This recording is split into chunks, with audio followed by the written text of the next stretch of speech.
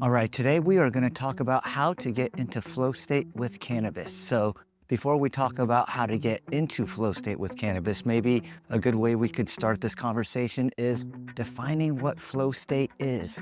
So, there are a few different definitions of flow state, but the definition of flow state I like the best is the one that my boy Gavin Masumiya taught me. And Gavin got this from, I believe, Stephen Kotler, the guys that wrote the book about flow state. I can't remember the name of it, but they talk about getting into flow state is being present, where you're not thinking about the past, you're not thinking about the future. So you are in the present moment and being able to do whatever it is in front of you at the highest level possible. So for people that are playing sports, they will be playing basketball or whatever sport that they're playing at the highest level possible. For some people that love freestyle rapping, getting into flow state is a way that they are able to channel a lot of the rhymes and things of that nature that they're tapping into. So there's many different types of flow states.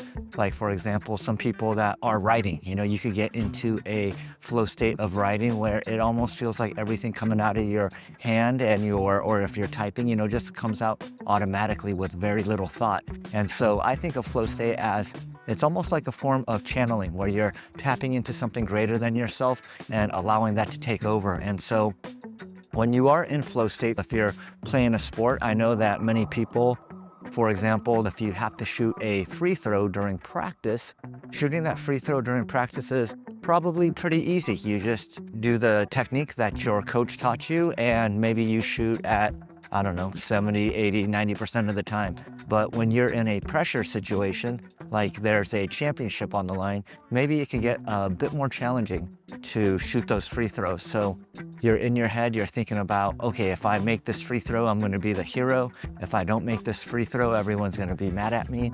And so that makes it very difficult to be in the present moment because you're thinking about the results in the future. And when you're thinking about the results in the future, guess what? You begin tightening up. Maybe you're not able to shoot the ball with the same technique that you usually use, or maybe you're not as relaxed. Your muscles are really tight. So when you're trying to do the same free throw shooting technique, it just doesn't go in. So this is what really separates people from being legendary or just being great performers, right? Great performers, they can perform. If they've practiced really well, they could perform at a very high level. But what happens when all the pressure is on the line and you're thinking about, maybe trauma in your past? Maybe you missed a free throw in the past and now you're super nervous and it's making you feel like you're gonna miss the free throw from today. So this is why being able to tap into flow state, tap into the present moment is so important, because when you tap into the present moment, when you're not thinking about past mistakes, or if you're not thinking about anxiety from the future, you are in that flow state, you are in that present moment, and this allows you to perform at a much higher level than you normally perform at. So you've heard athletes talk about, let's use a basketball analogy again, where they only have a few seconds left, maybe even just 1 or 2 seconds left on the shot clock. But when they are in that flow state, it allows them to feel like they have like a full minute to make that shot, and time just slows down. So this is the beauty of getting into flow state, because this allows you to tap into this other part of you. And when I think about it, they've talked about the conscious mind could process 40 bits of data per second, and the subconscious mind could process 20 million bits of data per second. And how do you access the subconscious? Well, you got to get into that theta state. And so in many ways, when you get into a theta state and time seems to slow down, this is the same thing as getting into a flow state where you're just able to access more frames per second of reality. All right, more frames per second of reality. So now that we've talked about what flow state is, how do you use cannabis to tap into flow state?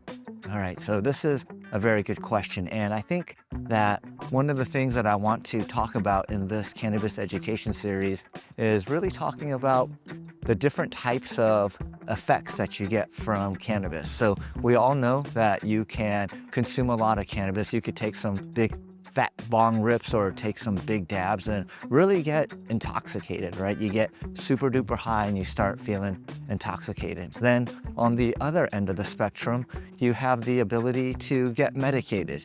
And what is medication? Well, medication is maybe you're microdosing to deal with some anxiety, or maybe you have a lot of pain in your neck or your back and you're using cannabis as a way to deal with all of that.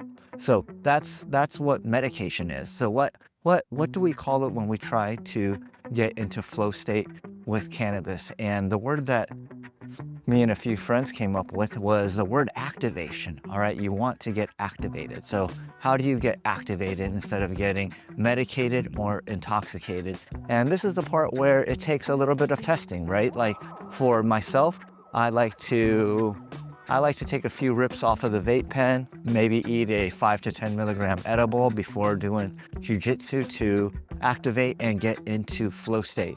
And for some people, they like to take a big dab, maybe a few dabs before doing jujitsu to get activated. And some other people may just take half a puff. So what I'm saying here is getting into that flow state, getting activated with cannabis. There isn't a one size fits all way to do it. All right. It takes a little bit of practice.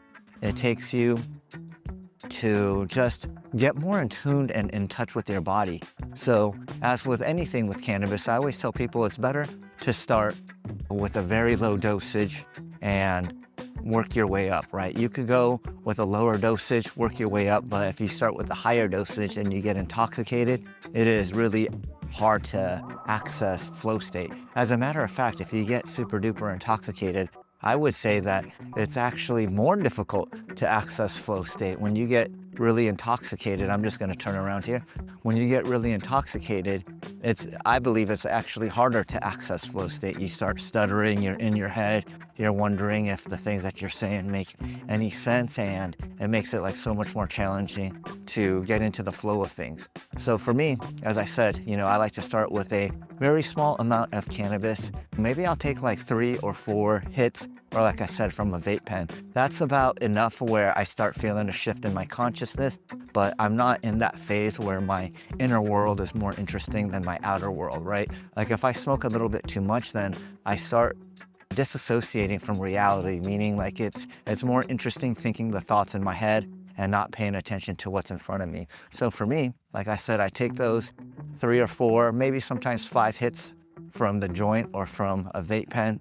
That gets me activated, and then I'll take 5 or 10 milligrams of gummies. So as the activation wears off, the gummies start kicking in and I stay in that activated flow state. And so in addition to figuring out the proper dosage to get into flow state, I think setting the intentionality of getting into flow state is so important. Or anytime that I use cannabis, I definitely think about my intentionality. Why am I using it? What is the effects that I want from it? And I find that when I have more intention when I use cannabis, I tend to get the effect that I want, all right? So I know a lot of people are very much into terpene science, all the different flavonoids, all the different cannabinoids and how they interact with your body. And I'm into that too. I'm not saying that there isn't any science behind that, but I also believe that the human body, especially when it comes to cannabis, especially when it comes to different things that shift your consciousness, it is very hard to isolate those 1 or 2 or 3 things that modulate the effect of the cannabis going into your system, right? Is it the pinene? Is it the limonene? Oh shit, there's a giant hawk right there. Is it this specific terpene that's making you feel that way? Or is it a combination of all the terpenes and all the different cannabinoids that are in that particular cultivar that give you a certain effect, right? It is very hard to isolate those things, because I believe that the things that also take into account how you feel also are your sleep, your diet. Did you exercise that day? So what is your general state of being and the state of your nervous system before you consume that cannabis? I believe all those things make a huge difference when you're consuming cannabis and the effect that you get. And so for me, because I know that there are so many different variables, I just really try to depend on the fact that I have a proper intention. And when I set that intention before I consume it, I would say 95 times out of 100, I get the effect that I want. All right, so I'll sit down. If it's right before giving a talk, I'll sit down and I'll set an intention with the plant that I want to be as articulate as possible. I want to speak as truthfully as possible. I want to be as authentic as possible. Then I take a deep breath in. Then I exhale. And then I imbibe with the sacred plant. And that is my routine to get into that flow state. And like I said, getting into that flow state isn't something that you just discovered just doing cannabis once, like this is something that if you keep a journal of how much you inhaled, what cultivar you inhaled, what the effect was, and you set an intention before you do it, I believe that you'll be able to tap into flow state with cannabis anytime that you want. And for me, like I really do believe like cannabis is a great tool to help you have training wheels to get into flow state, to get into higher levels of consciousness. But I also know that you don't need the plant in order to get into flow state or to have really deep meditations. But it is like a form of training wheels that you could just put on.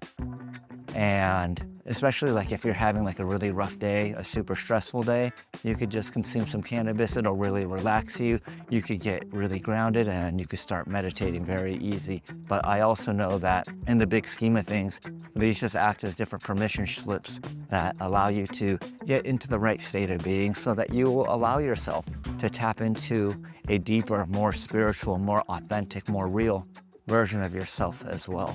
So I'd be very curious to hear how you guys have accessed flow state in the past, or why do you even want to access flow state, and what your experience with cannabis has been in activating or accessing flow state. Because I know for me, when I was younger, it used to happen by accident, like I would always want to smoke before doing some freestyle rapping with my friends. And at first I just thought it would loosen me up and get me out of my head. But sometimes I would really tap in and start freestyling in a way that really impressed me. And then once I started becoming aware that my freestyle rapping was becoming very good, the wheels would fall off the train, as many times once you come to that realization that you're in flow state, you're out of flow state because you're back in your head. But those would be some really cool memories that I used to have in the past about achieving flow state while consuming cannabis. So I hope that this is a good video to help you start thinking about how to access flow state with cannabis, how to have a healthier relationship with this beautiful plant. And if you liked what you heard, please leave a comment below, share this video with a friend, and I hope you guys have a wonderful rest of your day. Until the next video, I will see you then. Take care, everyone.